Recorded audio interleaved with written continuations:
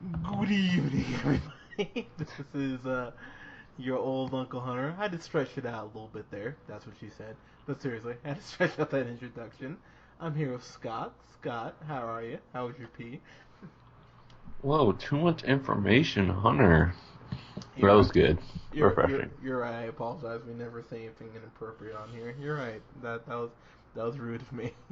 Uh, so guys, we're here to talk about. I'm so sad I didn't see this movie in theaters. Like I can't even like.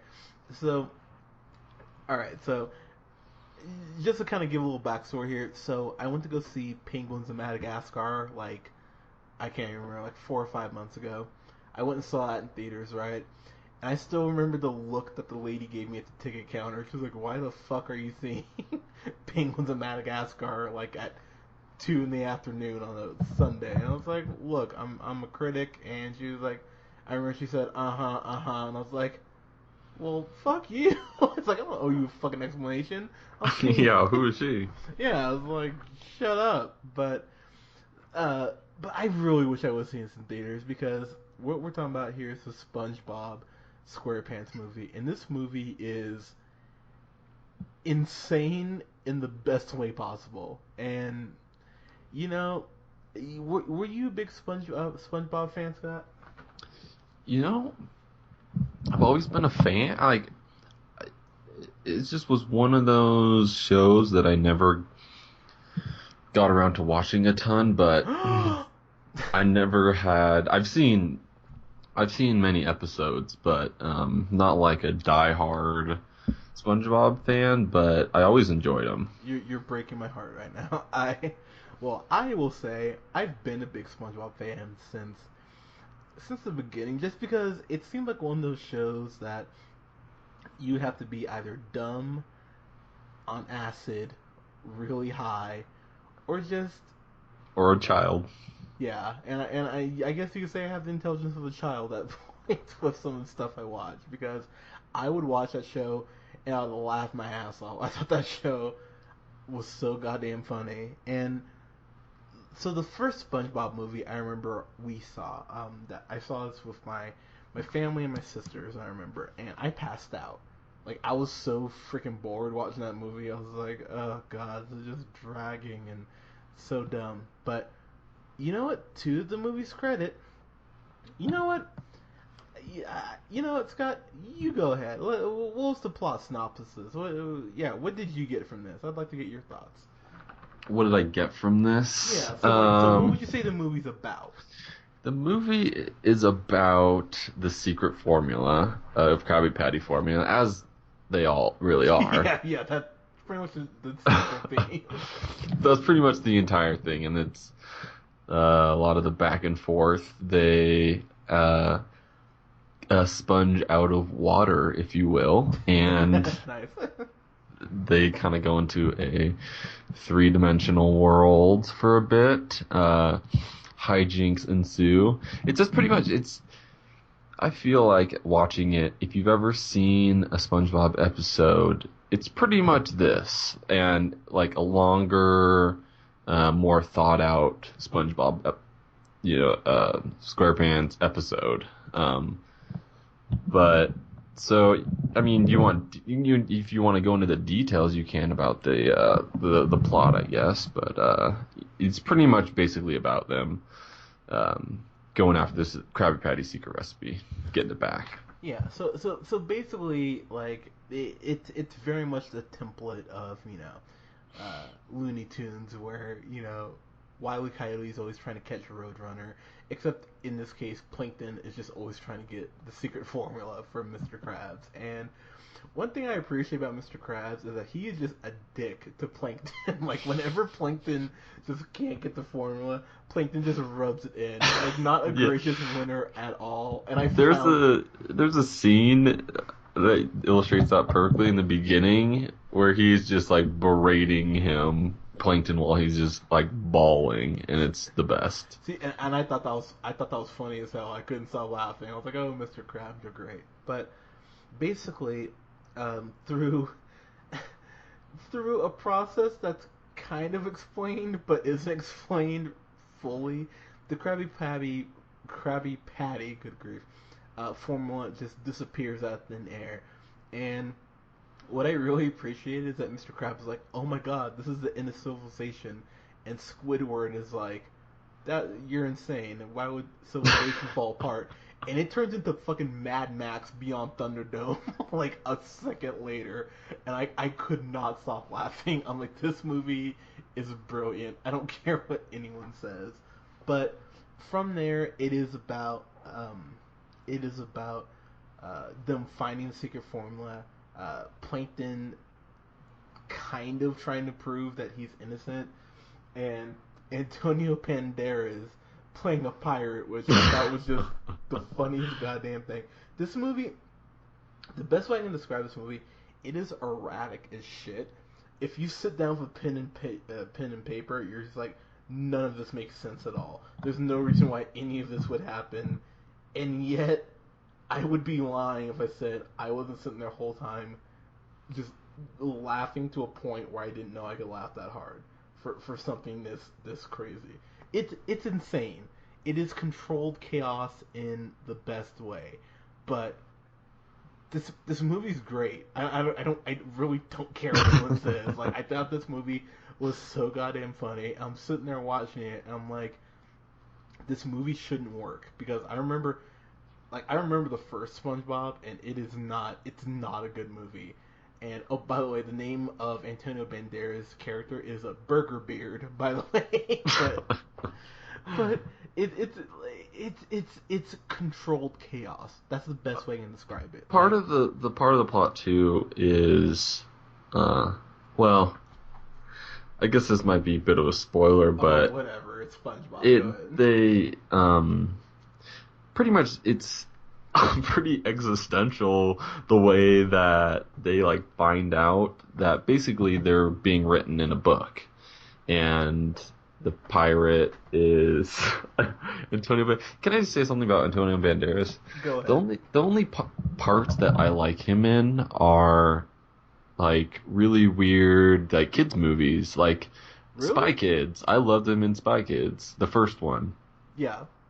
And I was thinking back, I was like, I actually really liked him in this because he was like kind of goofy and was, I don't know, just free with it. It seemed like that he didn't have to be this like, I mean, he's been in another great movies, but I enjoy his character that way. But anyway, back to what I was saying. Pretty much it's them finding out that they're basically a story. They are a story. So it's kind of confronting themselves, and yeah, it's just kind of, like you said, controlled chaos is probably a really good way to put it. The thing about this movie is that they were using shrooms or something when they wrote this. Oh yeah, because definitely. some of transitions, like, so there's this part where Burger Beard is writing is like reading the story, and he's talking to these seagulls, and you're just like, what the fuck is happening? And like, it literally makes no sense, and yet somehow they bring that joke around back at the end of the story in a way that I went, wow, they wrapped up that arc somehow. So like, they were clearly on something, but were sober and conscious enough to be like, oh, but we set up this thread so we need to tie it up. Like, it's like when you first see the seagulls, it's like, what the fuck are they doing here? Like, what is going on right now? No, exactly. And but I think what made the joke funnier is that they wrapped it up, and then that made me laugh more. I was like, wow, they actually, like, it almost felt like that was unintentional to a point. It was almost like they put like flat like page markers, and they're like, oh yeah, we have to go back and wrap this up in like the last 15 minutes in the movie, and yet. I don't know, man. I had so much fun with this, though. I was sitting there watching it, and when there's a point where, and this isn't a spoiler, but SpongeBob and his friends, like, they end up here in our world, and that looked a lot better than I thought it was going to. I was actually pleasantly surprised. I was like, wow, this actually looks like, for what it is, it blended about as well as you can make this blend into the real world without it being, insane. And it leads to this chase scene at the end of the movie that I was like, I'm actually pretty surprised at how well this was shot and how well this was actually handled. Uh, the movie, I think one thing that makes the movies funny is that you're watching it and you're like, this should be a long episode of SpongeBob, and it is at points, but it is like surprisingly well crafted, and how this was done, it's clearly done by people who love the show and who get the show, because this came together so much better than that first movie did. And without spoiling it too much, there is this wrap up to the Burger Beard arc that ties into something that's central to the show itself. That I just went, wow, you found a way to bring that around. You know what, bro? I think you know what I'm talking about too. But, yeah, but just yeah. Go ahead. But like when they did that, I was like, wow. I was kind of sitting on the fence of my grade. I was like, wow, they found a way to actually bring that around. I have to, bravo movie. It's like I have to give you credit for finding a way to actually making that relevant. The movie's fun, and that's the thing I guess I would say the most is that there are so many kids movies where they just kind of like, and Alvin and the Chipmunks immediately came to mind. Where just like they're like, ah, fuck it, it's like let's just throw some colorful shit out for these dumbass kids who don't know any better, and the parents who have to drag their kids to it. They'll be looking at their phones or wanting to like jump in front of oncoming traffic because there's nothing for them. If you're an adult, there are some definite adult jokes that they sneak in here, and this movie's always moving. It doesn't slow down. There's this song that that SpongeBob and Plankton sing about teamwork that I was actually like laughing to a point I didn't know I could laugh that hard. I'm like, this is insane, but in the best way. And the music was actually pretty good in this, including a song at the very end of the movie. And it's become definitely a cliche for kids movies where they have like, all the characters come out and like do a musical number, but this was actually really well done, and I couldn't stop laughing. I thought it was so fucking funny. I thought the voice acting was really good. I thought Antonio Barris did a really good job. He clearly had fun with this, and I don't know, man. It made me sad. I didn't get to see this in like a 3D capacity. When I get my 3D TV, I will definitely be buying this in 3D and having get a 12 pack of IPAs and kick my feet up and chug because I thought this was so much fun. Yeah, what your other thoughts? Yeah, just like as I'm recalling it, just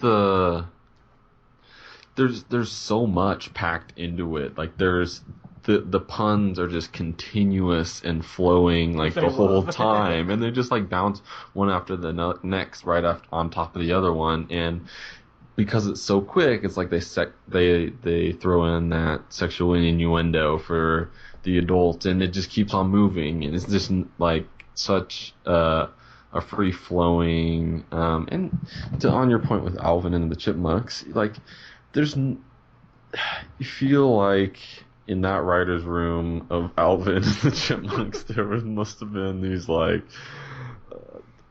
just the most depressing atmosphere ever.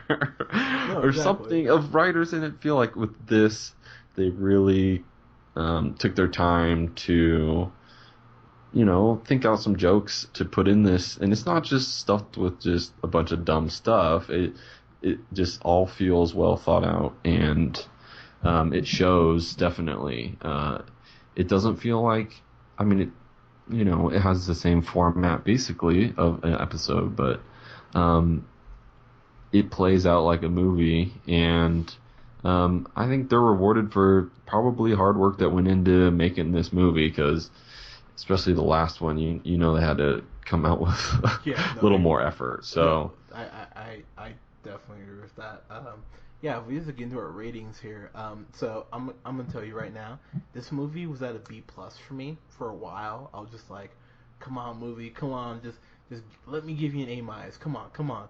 And there's a scene with a dolphin and I don't want to spoil it. Oh, that was just silly. That entire character. But this dolphin shows up, and I was laughing to a point. I just I was like, my chest was hurting. I was just like, okay, you guys are just like, this is clear the point where like the ecstasy kicked in, and you guys were just like, oh, why don't we throw in a dolphin? Fuck it, like, and everyone in that writer's room probably thought it was the funniest fucking thing. And I'm gonna tell you right now, you know what? I thought it was the funniest thing. I couldn't stop laughing. I was like, this dolphin, you're crazy. Like you're so smart. But this movie was fun, and that's what it comes down to. This movie was so much fun. Like I said, is it insane? Oh God, yeah. There's not even can't even dispute that fact. But I would be lying if I said I didn't have just an absolute blast with this. I thought this movie was so goddamn funny, and all the voice actors, Tom Kenny, who plays SpongeBob, all the way down, everyone did a great job with this. And and there's a couple of jokes in here that are like funny, but they're kind of like fucked up. One of the lines that stuck out for me is that there's this point where SpongeBob escapes with Plankton, and he goes like you were and Mr. Krabs is kind of like yelling at this guy. He's like, SpongeBob, you were like an underpaid son to me, and I was like, Jesus. I was like, okay, movie, like a little fucked up, but sure. But I was laughing. I was laughing so hard at most of the jokes. I mean, there are only maybe one or two that didn't land for me, but like I said, I never claimed to be the most mature person, but I thought this movie was fucking hilarious. So I give it an A minus. I paid like I think $5 to rent this. If I paid to see this in theaters, I would have been like, yeah, that was totally worth it. So yeah, A minus for me. Man, this is a rarity because I'm right with you there. What?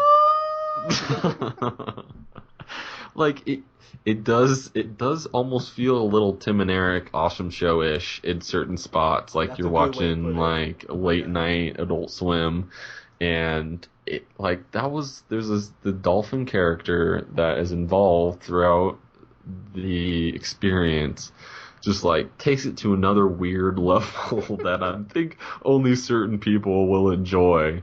But it's just a fun movie, and it's an hour 40, and doesn't feel any of that. So especially for one maybe geared toward a younger audience, I thoroughly enjoyed myself and wouldn't have any problem going to full show, especially if I could see it in 3D, because this is definitely a made-for-theater movie. So I got to go with A- on this one.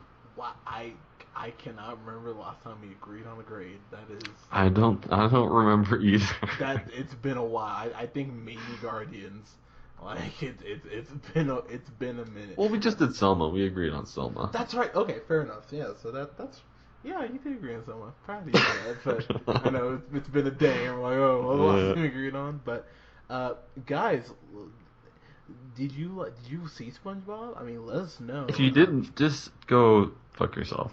It's like, oh, but like, so mean. But no, just kidding. Well, I mean, one thing I will say is like, up to I'd say season 5 of SpongeBob, it felt like they were like, definitely still trying. But after that, it just goes off the fucking rails. So I really stopped watching after season 5. And granted, it's hard to divide SpongeBob into seasons because they just show that shit all the fucking time. But look up an episode list, you'll see what I'm talking about. But yeah, this was just a return to what I really loved about SpongeBob, how crazy and just insane it was, and definitely the adult jokes are definitely there. But it made me laugh at that last action scene, that chase scene was so well directed. Like, that made the joke funnier to me that it like was so competently done and so imaginative. So yeah, guys, let us know, did you see SpongeBob? Let us know what you thought about it in the comments below if you did. Follow us here on SoundCloud at The Real Pineapple 775. Follow me on the Twitter at JHunterRealPineapple. And like us on Facebook at The Real Pineapple. And follow Scott on Twitter at Sandman90. Man, I gotta change. I have to change that to something more memorable. Yeah, when you just change it to Nearman Sucks You Off 2015 or something like that. That will suck you off. Yeah, see, I fucking nailed it right there. Alright guys, thank you so much. Subscribe to us. Let us know what you think. And we got a review coming up for you guys for Magic Mike XXL tomorrow. And yeah guys, keep listening. We look forward to talking to you guys soon. Alright, take care. Peace.